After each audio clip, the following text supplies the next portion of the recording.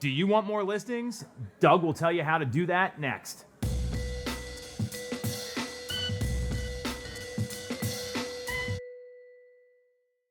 So we are here with my very good friend, team leader, Tom Ferry coach, and just all-around nice guy, much nicer than the people from the Northeast, Doug Edrington. And he runs an amazing team, the Edrington Team in Chattanooga, Tennessee. How many deals are you guys going to close this year to give some perspective to everyone before we get into the listing side? Yeah, our goal, and I'm pretty confident we're going to hit it, is over 800 deals. So that's a big year for us. We did 504 last year. One thing that we focus on hard though is listings. We listed over 200 listings last year, and that was 2021 COVID, hard to get listings, yes. right? So it still can be done, absolutely. Well, that's the thing here. It's easy. I shouldn't say it's easy to do deals. I don't think any deal is easy to do. Never. It's easier to say I'm going to work with buyers on the client acquisition side. Getting the listing is the hardest skill in my view in real estate. So you guys are listing at a high level. I know you did it when you were in production. So yeah. What are you guys doing to list that many homes last year? Yeah, so first off, you got to take your buyer blinders off, and you got to focus on all the opportunities. So if you're on one of those teams that focus you, and this isn't a bad thing, but you start at the beginning being a buyer's agent, you need to recognize the fact that 64% of all buyers have to sell, and if you're not thinking in that way, you're going to miss out on these opportunities. So at a minimum, do you know your listing scripts? Maybe you're not keyed up yet just to be taking the listing presentation on your own, but bring one of your team members that can absolutely crush it. So I can't say that every single agent on my team is like the listing expert, but they're all experts at getting the listing appointment. That's the hardest thing though, because most consumers, they hire the first person they meet with. This is what a lot of people don't talk about. So if you're just competent enough, and we say this all the time in our team, it's not about giving the perfect presentation. And we teach it a certain way, it's all videoed. I know you guys operate very similarly.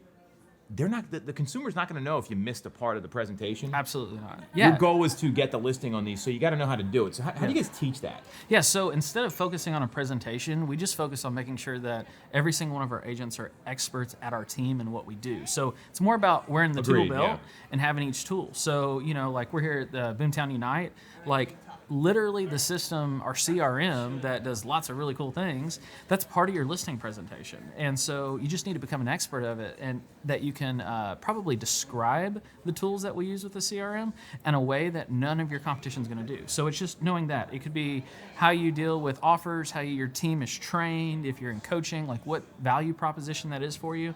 And you'll start to build a flow of what's important, which tool is important to pull out of your belt.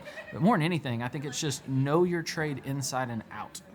I agree with that, because there's a formula to list houses and sell them. It's not anything that's rocket science. It's you got to make sure buyers get the right emotional reaction when they walk through the door, so the home shows well, right? Yep. There's a piece of it that's on the client for sure. But you got to kind of coach them. We got to coach them and prep them on it, and then online and offline exposure. Again, that could mean a lot of different things, but you got to know how to explain that, and then being the next home to sell and positioning it properly within the market, aka what's the price and value. Yep. And if you can go around that, I find that's a good 3-point outline, and then bring out what you're going to bring out that you're going to be good at.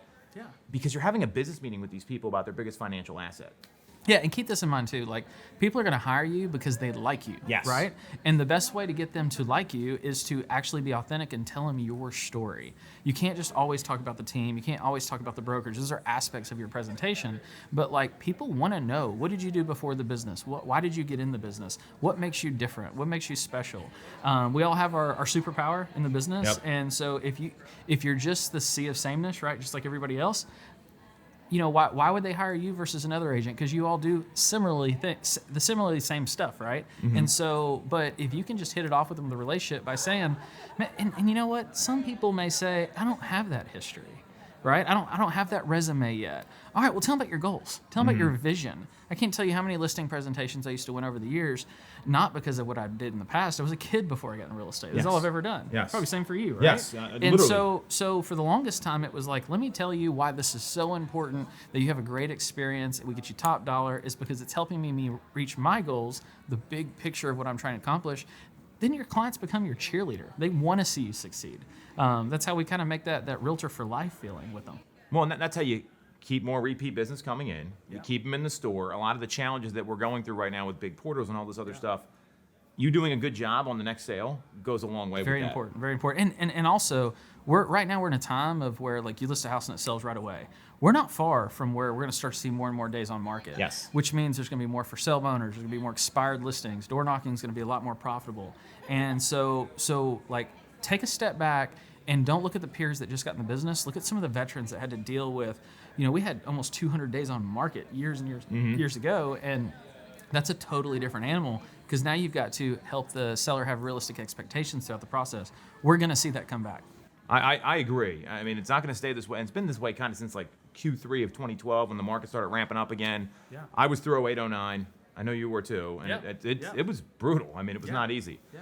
So everyone wants more listings. I think you laid out a great way to get the mindset around it Absolutely. when you're coming into the business or if you're trying to ramp it up. So any last pieces of advice here for the people watching? Like they want to commit to listings. Like they're ready to do it. Practice, role play. So one of the concepts that I think in converting like a buyer to a seller or even calling a for sale by owner is first off, just ask them, hey, are you willing to work with a realtor and sell in your home? Sometimes they'll say yes. Most agents are just like, oh my God, they said yes. I didn't really expect that. So now you got a presentation lined up. If they say no, then you need to be that local expert in your market. You got to know about the on-market listings and the off-market listings. So just let them know right out the gate, like, hey, that's okay. I can respect that. If I happen to have a buyer, would you be willing to cooperate with me and pay us a commission if we sold it?